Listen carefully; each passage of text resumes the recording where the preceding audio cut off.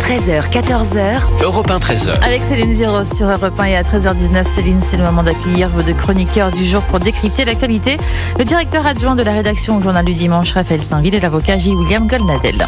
Bonjour les amis, bienvenue à bord. Bonjour Céline. Vous êtes en forme ? Très. Bon, prêt à vous mettre au régime ? Régime sec. Pourquoi faire ? Terminé, on sauce plus, on met plus le canard dans le café. Tout ça, c'est terminé, on est au régime puisque le gouvernement évalue à 60 milliards d'euros l'effort que nous allons devoir tous supporter en 2025. Les impôts, les taxes, l'électricité, l'auto, la santé, on va tous y passer. Écoutez le ministre du budget, Laurent Saint-Martin, qui assume ce matin en commission la suppression des aides exceptionnelles. Il nous faudra faire mieux avec moins de moyens et l'assumer. Et au premier chef, proposer de supprimer des aides qui ont été exceptionnelles dans un contexte et dans une conjoncture qui l'exigeait. Il est très important de comprendre que ce budget, c'est le budget de la fin du quoi qu'il en coûte, c'est le budget qui referme la page de la protection de l'État français auprès de ses concitoyens et de ses entreprises.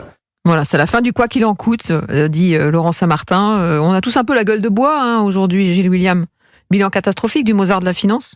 Fin de règne pour Emmanuel Macron ? Moi, je suis plutôt dans la colère, plutôt que dans la gueule de bois. Ah bon ? Bah oui, parce que je suis pas un grand spécialiste de l'économie, mais j'avais bien compris que, notamment pour assurer sa réélection, Monsieur Macron avait inventé l'argent magique et que le pire, les Français y ont cru parce qu'ils sont très forts, les Français, pour croire à ce genre de fadaise. Quoi, c'est une naïveté, une forme de naïveté assumée ?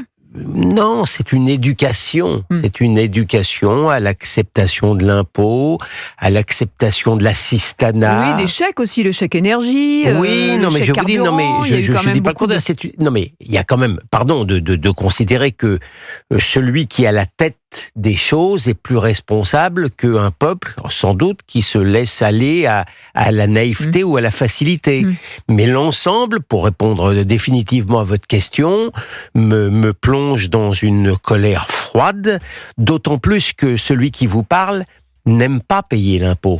Il ferait tout. Qui aime payer Non, je ne plaisante pas.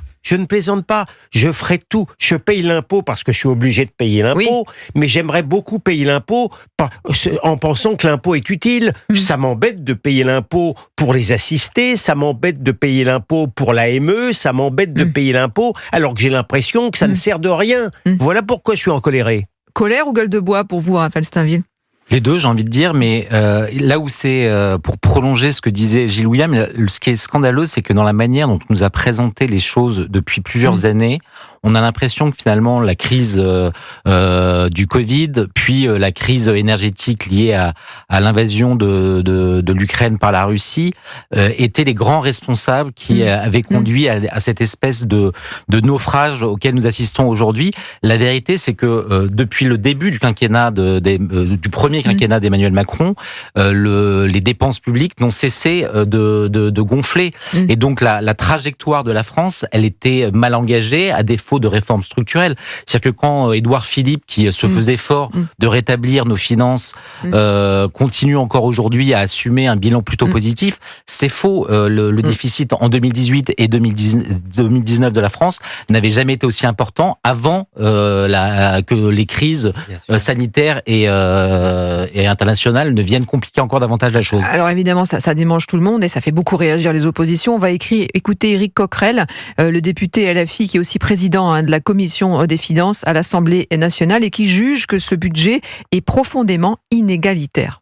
Dans ces mesures, vous avez plus de 41 milliards d'euros de baisse de dépenses. Dans ces 41 milliards d'euros de baisse de dépenses, 36 vont en réalité impacter les classes populaires et les classes moyennes.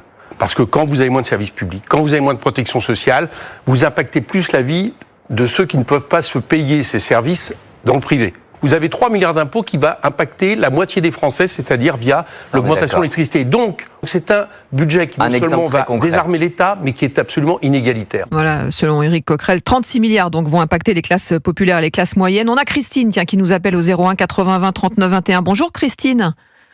Bonjour Céline et bonjour à messieurs. Merci d'être avec nous.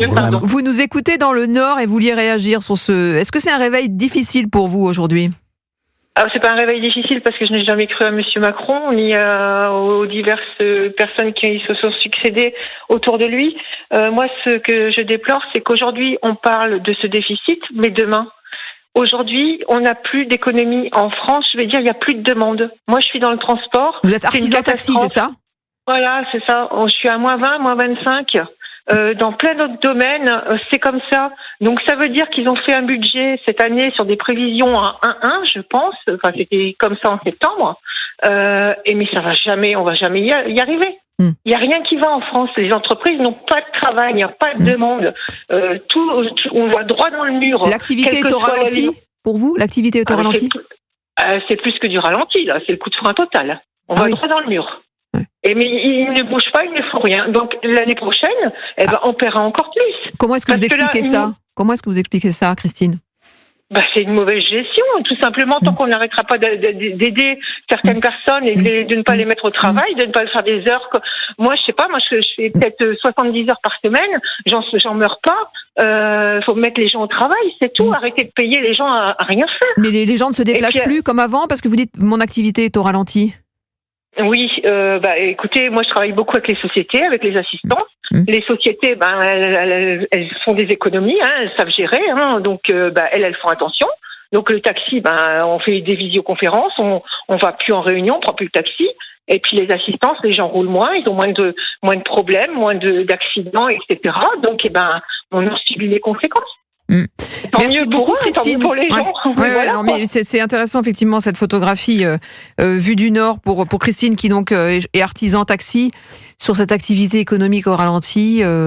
Et en fait, ce qui est sidérant, et l'ironie de la chose, c'est que la France, la droite qui a été absente du pouvoir depuis plus d'une décennie, y revient en augmentant l'impôt, en dépit de la manière dont les choses sont présentées par le gouvernement, qui nous explique qu'il y aura 2/3 de dépenses publiques en moins et 1/3 seulement de hausse d'impôts.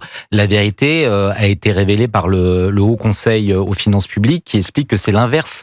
Donc tous les Français vont payer encore davantage pour finalement très peu d'efforts demandés aux administrations. Je crois que pour l'année 2025, ce ne sont que 2000 fonctionnaires en moins qui sont prévus au budget de l'État pour une France qui compte déjà plus de 5 millions de fonctionnaires. Donc l'effort est absolument dérisoire de ce côté-là. En revanche, on va demander toujours plus d'efforts aux Français. Et vous parlez de ce gouvernement qui est donc à droite, avec Barnier qui resserre d'un côté le garrot, Bruno Retailleau, ministre le plus puissant en mission contre l'immigration clandestine. Est-ce que ça peut marcher, ce gouvernement-là qui semble tenir sur 2 piliers? Est-ce que c'est suffisant? C'est terrible. Encore une fois, nous sommes à la fois champions du monde de l'impôt, champions du monde de la dette et champions du monde pour ne pas savoir, en plus, utiliser intelligemment l'argent justement collecté par l'impôt pour les services publics. C'est difficile de réussir ce triple championnat du monde, premièrement. Deuxièmement, malheureusement, je constate, c'est un peu là l'intelligence de M. Macron. Pour lui-même, il fait bien les choses. Il a réussi à faire admettre par M. Barnier une sorte de pacte. L'impôt, M. Barnier accepte de constater qu'il est obligé d'augmenter les dépenses et d'augmenter les impôts, et que c'est la droite, ça passe mieux pour faire cela que l'extrême gauche. Donc, d'une certaine manière, le pacte, il est fait. En plus, ce qui est terrible, c'est que je ne doute pas que M. Barnier arrivera effectivement à faire payer des impôts supplémentaires, alors que je doute malheureusement que M. Retailleau arrivera à remplir ses objectifs en matière de sécurité d'immigration. 13h, 14h. Europe 1, 13h. Europe 1, 13h, la suite sur Europe 1 avec vous, Céline Giraud, et aujourd'hui l'avocat Gilles William Goldnadel et le directeur adjoint de la rédaction au Journal du Dimanche, Raphaël Saint-Ville. Et on continue à parler de ce budget qui nous démange. On sait que la cure d'amaigrissement, la cure de rigueur même, va nous tomber dessus en 2025. La question c'est est-ce que ça va durer? Et surtout, je vous repose la question à vous, Raphaël Saint-Ville. On a d'un côté Michel Barnier qui resserre la vis, de l'autre côté Bruno Retailleau qui est en mission, qui fait des annonces, qui veut lutter contre l'immigration clandestine. Est-ce que selon vous, ce gouvernement qui tient sur ces 2 piliers peut aller loin, et est-ce que ça peut durer? Parce que derrière, c'est un peu faible, c'est un peu fragile. Ce qui est certain, c'est que aujourd'hui, c'est le binôme qui se détache. On a l'impression que c'est les 2 seuls qui existent véritablement au sein de ce gouvernement, avec un Bruno Retailleau qui fait presque figure de vice-premier ministre.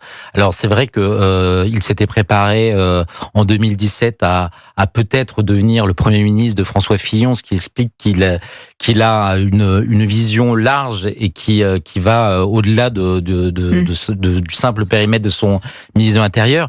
Mais c'est vrai qu'à côté, les autres ministres n'existent pas ou très très peu. Est-ce qu'on peut aller loin avec tout ça? Parce qu'on a l'impression que...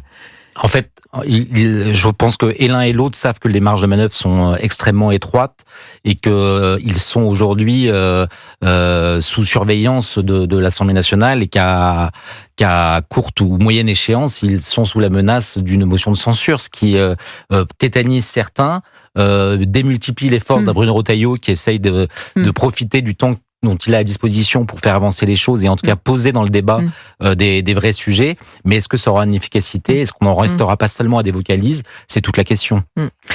Star Trek, Captain Kirk, non, et son copilote. Je partage malheureusement le doute de Raphaël Steinville. Et c'est pas une posture, j'aimerais beaucoup me tromper. On a, c'est vrai, deux ministres, un premier et un ministre de l'Intérieur, qui sont des gens de valeur, de conviction. Courageux, qui ne sont pas uniquement animés par l'intérêt particulier et qui m'inspirent, à dire le vrai, une profonde estime. Ceci fermement posé, entre le fait qu'il n'ait pas une véritable majorité et que d'autre part, comme j'ai tendance à le répéter, ils n'ont un pouvoir limité par rapport à des contre-pouvoirs illimités qui sont les pouvoirs médiatiques, le pouvoir du Conseil constitutionnel, le pouvoir du Conseil d'État, sans parler du pouvoir européen. Je ne parierai pas, le très peu que je possède, sur leur réussite, mais déjà poser les jalons de ce qui sera fait peut-être plus tard dans des conditions effectivement politiques plus faciles. Je suis déjà satisfait que ça soit ça plutôt que le Front populaire.